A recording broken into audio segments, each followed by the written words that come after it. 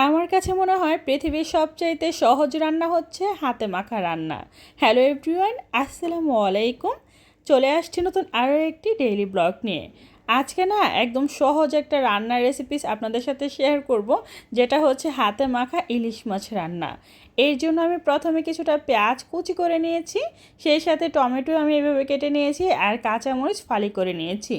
দিয়ে দিচ্ছি স্বাদ মতো নুন, তারপরে দিয়ে দিচ্ছি এখানে হলুদের গুঁড়ো পরিমাণ মতো, সেই সাথে ধনিয়ার গুঁড়ো, এবার দিয়ে দিচ্ছি লাল মরিচের গুঁড়ো। ঝালের পরিমাণটা একটু বেশিই দিব, কারণ আমি রোজা রেখেছিলাম সেদিন, তো এর জন্য ইচ্ছে করতেছিল একটু ঝাল ঝাল কিছু খাই। আর দিয়ে দিচ্ছি সরিষার তেল।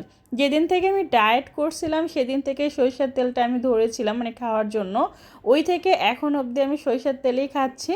তো যাই হোক, সরিষার তেল পরিমাণ মতো দিয়ে এবার আমি পেঁয়াজগুলো হাতে খুব ভালোভাবে মাখিয়ে নিচ্ছি। এমনভাবে মাখাতে হবে যাতে করে পেঁয়াজটা অনেকটা সফট হয়ে আসে। আর যেহেতু হাতে মাখিয়ে রান্নাটাই করতেছি, তো একটু ভালোভাবে মাখিয়ে নিতে হবে। এবার আমি যেটা করতেছি, টমেটো কাঁচামরিচ এগুলো খুব ভালোভাবে মাখিয়ে নিচ্ছি। প্রতিটা জিনিস খুব ভালোভাবে মাখানো হয়ে গেলে এই পর্যায়ে আমি দিয়ে দিচ্ছি ইলিশ মাছ। ইলিশ মাছগুলো আগে থেকে কেটে ভালোভাবে ধুয়ে ক্লিন করে নিয়েছি। আর আমার যে কয়টা পিস চাই, তো সে কয়টা পিসেস নিয়ে নিয়েছি। এবার সব কিছু খুব ভালোভাবে আবারও কিছুক্ষণের জন্য হাতে মাখিয়ে নিচ্ছি। চাইলে আপনারা রেস্টে রাখতে পারেন 10 থেকে 15 মিনিটের জন্য। তো আমার আর ইচ্ছে করতেছিল না, পরিমাণ মতো পানি দিয়ে আমি এবার একটা খুচুনের সাহায্যে নেড়ে চেড়ে দিচ্ছি। এরপর যেটা করব, এটা আমি চুলার আঁচটা ধরিয়ে দিব, আর ঢাকনা দিয়ে ঢেকে এটা রান্না করে নিব। নর্মালি যতটা সময় লাগে রান্না করতে, হাতে মাখিয়ে রান্না করা সবচাইতে ভালো একটা পয়েন্ট হচ্ছে হাতে মাখিয়ে চুলায় বসিয়ে দিতে হবে, তারপরে মানে মাঝে মধ্যে একটু নাড়াচাড়া করতে হবে। আর খুব সুন্দর করে কিন্তু রান্নাটা হয়ে যায়। ওই যে কষানোর যে একটা ঝামেলা থাকে না, ওইগুলো আর হয় না।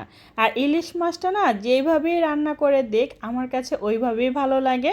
যেহেতু আমি হাতে মাখিয়ে রান্না করতেছি, তো সেটাই আপনাদের সাথে শেয়ার করতেছি। ইলিশ মাছ আমাকে কাঁচা সিদ্ধ করে দিলেও আমি খেতে পারবো, কারণ আমার ইলিশ মাছ খুবই পছন্দ, অনেক বেশি পছন্দ। যাই হোক, ফাইনালি আমার রান্নার ডান, আর আমার ইফতারির সময় হয়ে গিয়েছে। আমার আম্মু ভুনা খিচুড়ি রান্না করছিল, সেই সাথে 2 ধরনের ভর্তা বানাইছিল। তো আমি ইলিশ মাছ দিয়ে এগুলো দিয়ে এখন আমার ইফতারিটা করব।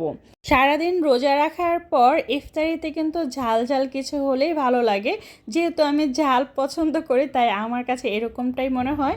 আচ্ছা, ভিডিওটা কেমন লাগছে অবশ্যই কমেন্ট করে জানাবেন, ঠিক আছে? ভালো লাগলে লাইক কমেন্ট শেয়ার করে দিবেন, চ্যানেলটা সাবস্ক্রাইব করে রাখবেন, আর পেজে লাইক ফলো দিয়ে সবসময় সাপোর্ট করবেন। সবাই ভালো থাকবেন, সুস্থ থাকবেন। আল্লাহ হাফেজ।